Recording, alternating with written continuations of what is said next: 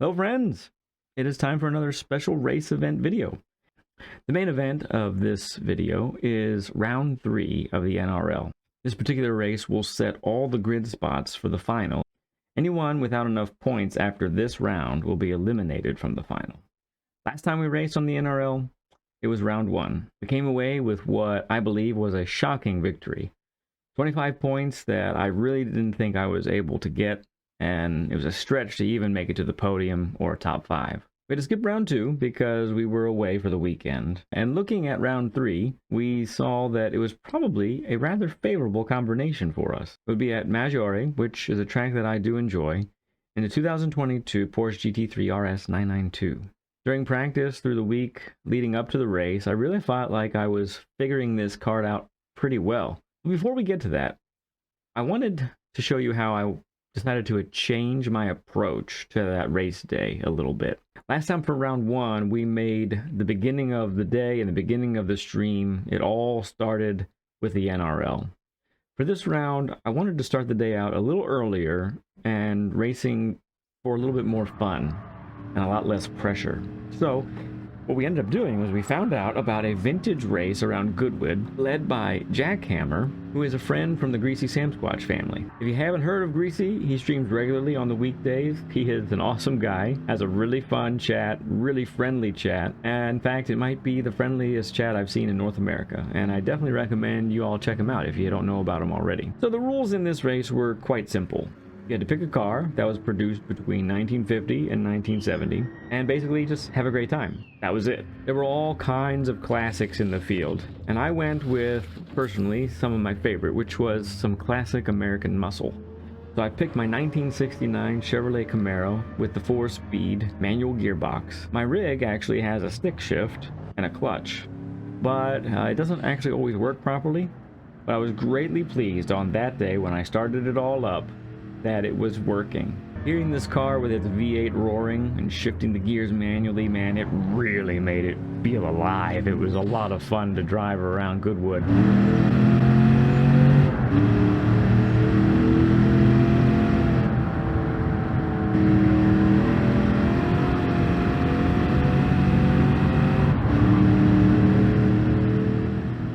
And add to that some of the other beautiful machines that I would be racing with. Well, it just made it for a great race and fun. And honestly, the first half of the race, you could not stop me from smiling the whole time. Oh, it's Dane! Hey, Dane! It's great to see you, man.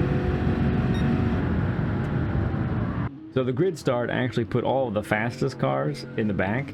So the beginning was a mixture of chaos and beauty. We learned along the way that for our class of car, P1 would probably be P6 on the grid because there were many other vintage race cars from that era.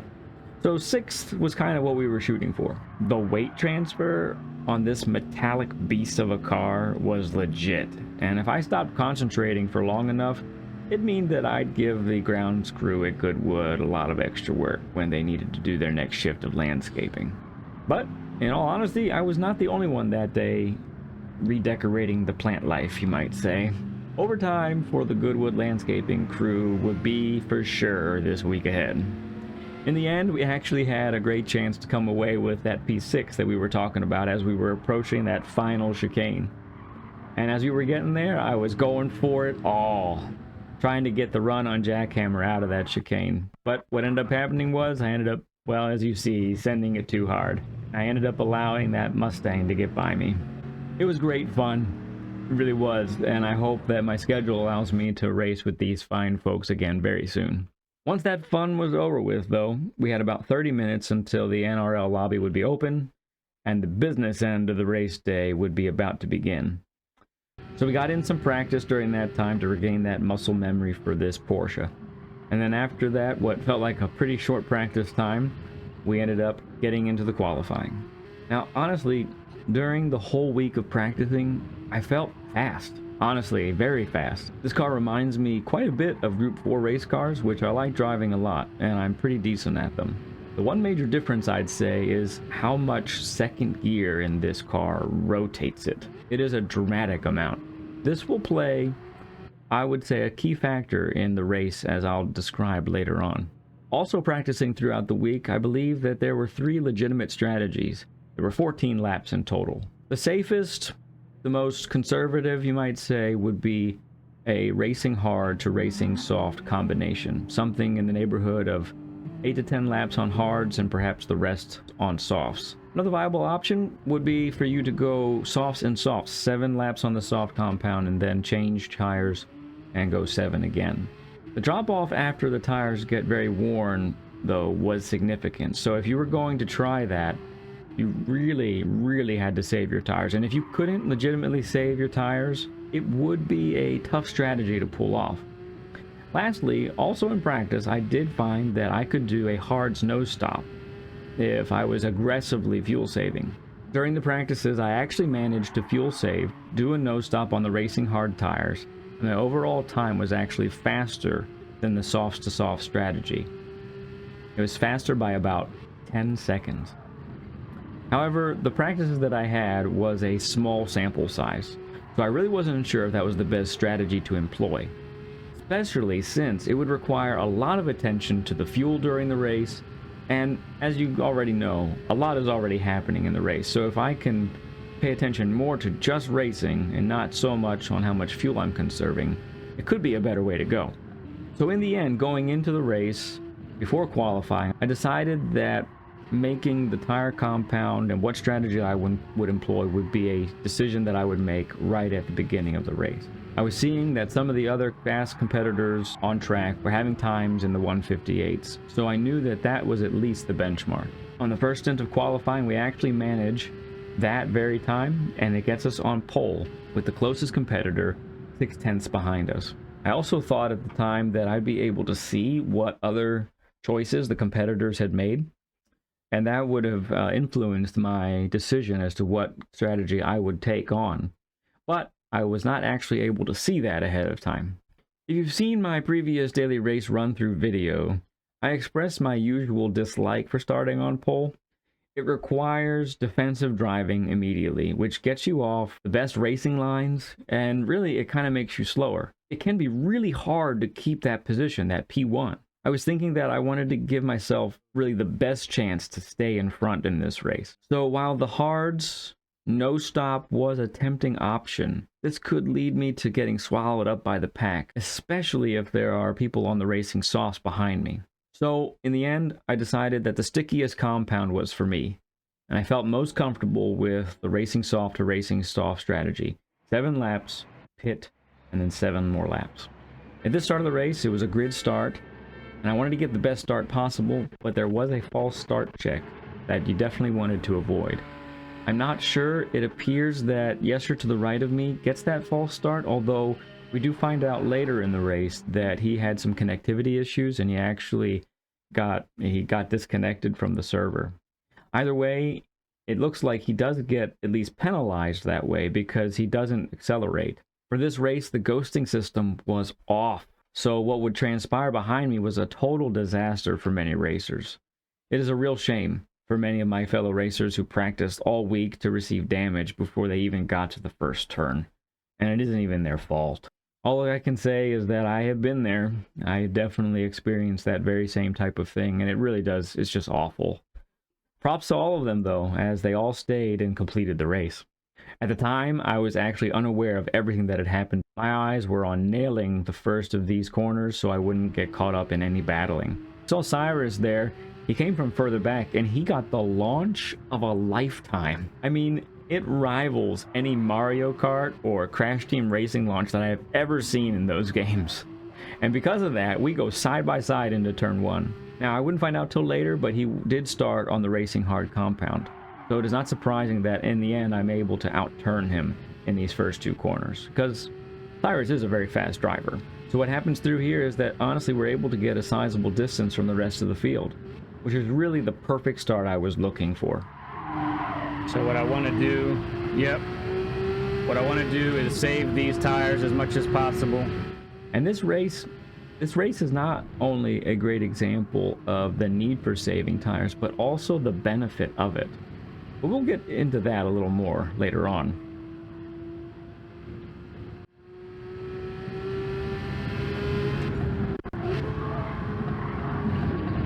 Right, Gabe. Appreciate that. Okay, according to the broadcast, right. At the time, I still didn't know who it was or how devastating it was behind me. And it's got some pace, that's for sure.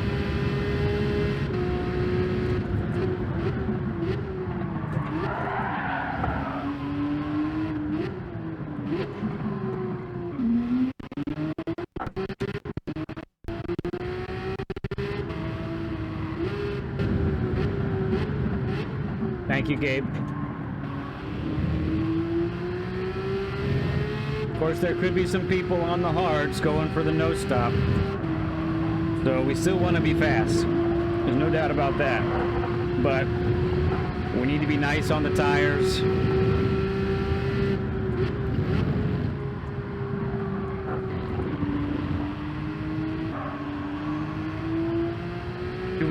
Do we know that some are on the hards from the broadcasts?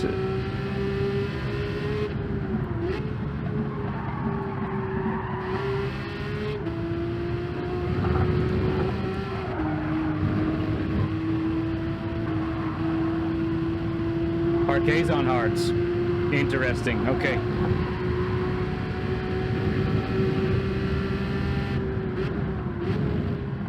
Because some could be on a hard, stay on the hards for like 8 or 9 laps, and then go the rest on softs.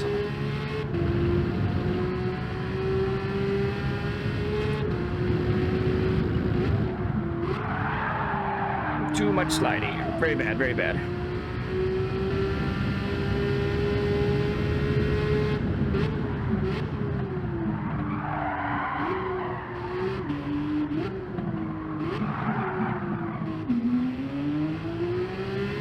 Nikki, yeah.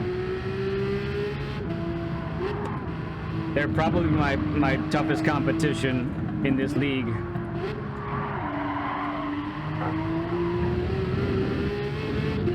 So we want to pull away from them. We really do need to pull away.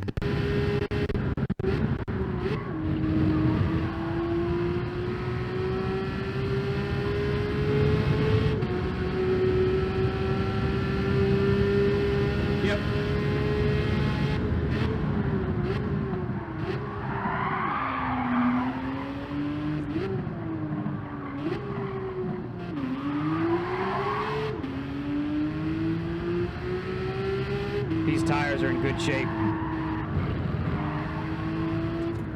2 laps to go. Those look very good.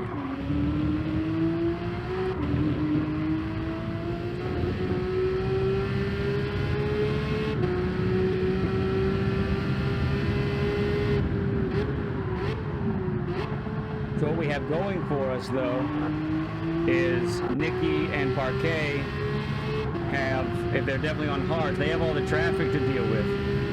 So even if they do a no stop, they could be even slower than the... I noticed that while practicing that if you drove the normal way, the driver's side front tire would just melt by the end of 6 laps. Or perhaps it would make it going to the 7th, but then it would just drop off entirely.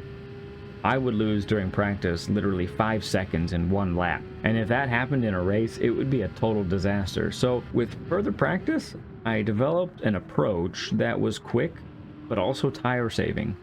I could comfortably get to the end of lap 7 and not be too far away from my best lap times. I've actually been asked before by my subscribers and in chat, how does one save tires? Now truly, brake balance is one way. If your front tires are suffering, you can send the brake balance towards the back and you can save those fronts a little bit. But this race didn't actually have that option. So when it's down to that, it's all about how you operate the vehicle. There can be a tendency when exiting a corner to get on the throttle as soon as possible while still turning the wheel near to the maximum. If you do this, it is devastating to the front tire of any car, but it's even more devastating to a car like this. Why do you ask? Well, it's because all the weight really is in the back of the car with the engine in the back, and the front is very light. Gabe in chat smartly reminded us all of this very fact. Thanks again, Gabe, for all of your interaction and input. It's awesome having you be a part of these races in chat. So when you exit corners like this, when you're exiting and you're turning to the max and you got the foot to the floor, the car will turn eventually, but you are in effect scrubbing a lot of potential speed and you are murdering those front tires. How does someone avoid this? How does a race car driver avoid this? Well, it's really about getting the car turned or waiting for the car to turn and point more towards the correct exit point. What this does is it minimizes the amount of steering while exiting the corner and saving them from that extra wear. And with this car, you can make it turn very quickly by dropping to that second gear. That way, you don't have to turn the wheel quite as much upon exiting. But minimizing your turning angle was an extra important element to driving this car for one other special reason, and that's DRS. This car is fitted with a drag reduction system. You can see it going red when it is activated in my HUD, and because of my view you can actually see it moving on the wing itself. That means when the car is going straight or near straight, the DRS is activated and the car's ability to accelerate and its overall top speed is greatly increased. So the car's second gear rotation then played what I think to be a pivotal role in saving the tires and getting that DRS to activate sooner. So here we are rolling into the pits, and we're about to see exactly how well the condition of our tires are. You'll see that there is actually more wear on the rear tires than in the fronts. And looking at the footage from the live broadcast, I don't think anyone else on track was able to tire save the same way. I believe that this would be the ultimate factor in my performance that day. Now, coming out of the pits, I was definitely concerned about what traffic I might encounter, but it was relatively clear. Being only this far behind, I was pretty confident that if they were doing the no stop, I'd be in a position to still take the lead. So, at this point, the chase is totally on. Alright, if they are indeed on hards, this is pretty good.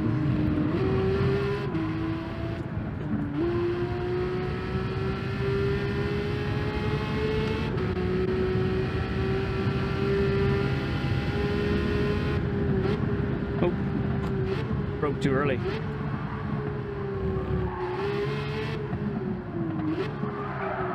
Yeah, I'm catching Parquet. In fact, Cyrus looks like he's catching Parquet, in fact.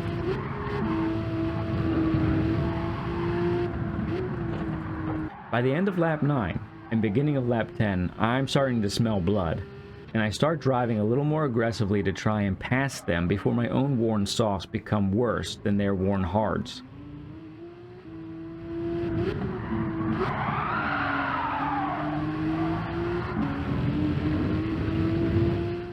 I catch Cyrus eventually, and my stickier compound just gives me way more of an advantage into this corner. Also at this point, I'm starting to calculate to see if I'm going to be able to catch Parquet before the end of the race. But I'm still assuming that they're doing the hards no-stop strategy. I was about to find out that I was actually completely wrong.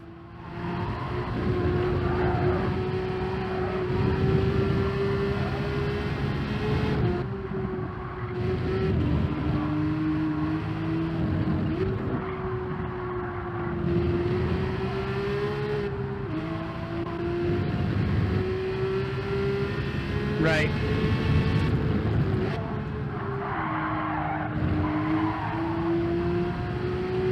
Oh, no way. He's pitting. They're both pitting. Oh, they didn't fuel save.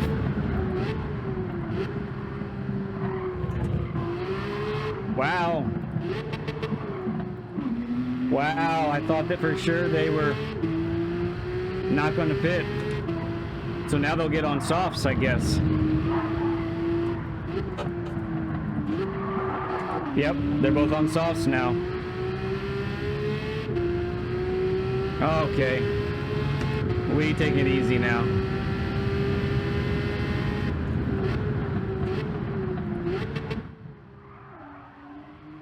With a 20-second lead, I could now basically take it easy. What I didn't know at the time was that behind me there was really a great battle going on. Bandit, who was on the softs, albeit slightly more worn softs, Parquet, and Cyrus, now on the fresh softs, would all be battling in the end. Bandit would end up going too wide at Banky Boy, and he would go off the track, and Cyrus and Parquet would end up taking it the rest of the way. But on the very final turn, like literally the final turn before the finish line, Parquet would actually run out of fuel. Cyrus would actually then end up being able to take P2, as Parquet just had to coast across the finish line.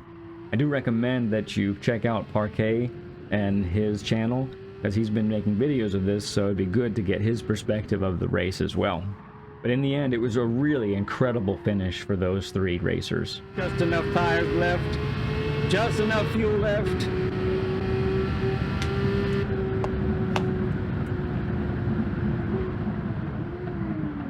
So we end up coming away with a dominant victory.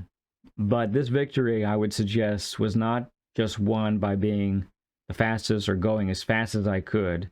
It was honestly won, I would say, completely by driving this car the best way possible for this event. While others on the soft strategy were pitting on lap 7, they had almost no tire left at all on the driver's side front. We were pitting and maintaining more life on the front tire than our rear. My first victory in the first round with the Bugatti, that was a complete shock, honestly. But when my brother Kelso and my sister LL saw my face as I crossed the finish line with the Bugatti at High Speed Ring, they could tell it was in my face. It was a mixture of shock and relief. However, when they saw me finish this race, as my brother put it, he looks like he just won the race and he knows he did everything right.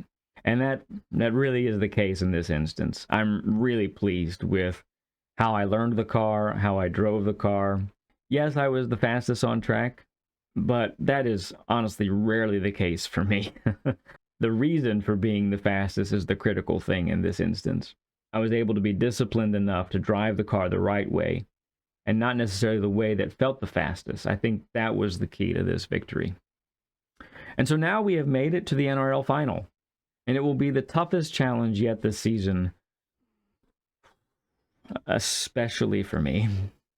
It is actually an hour-long endurance race at a track that I would consider my nemesis.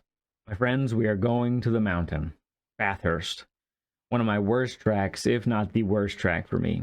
At the time of recording this, we will be starting third on the grid, which is great. But we will have to survive an overnight race that begins at sunset, a full 40-some minutes racing in the dark. We will be trying to conserve fuel and picking the right tire compounds, as all three will be available to us. Not only that, but we will have to do our very best to stay off the walls, as damage will be heavy, and that damage will only get repaired in the pits. We will have to choose between one of 4 Group 3 cars that are available to us. It is a win or bust in this race. Mistakes will be costly, and on a track where I am prone to a multitude of mistakes, to be perfect for an hour will be one of the hardest challenges I have ever faced in a race in this game. You can catch me on future live streams, as I will be dedicating a portion of all of those live streams to practicing so I can find a quick, comfortable, repeatable pace for this track, something that I honestly have yet to find. So if you haven't already, and if you'd like, please subscribe to the channel so you can be notified for these upcoming events, as well as all the other videos and shorts that we put out on a regular basis. Until then, later friends. We will have to choose one of 4 Group 3 cars that are available. Available?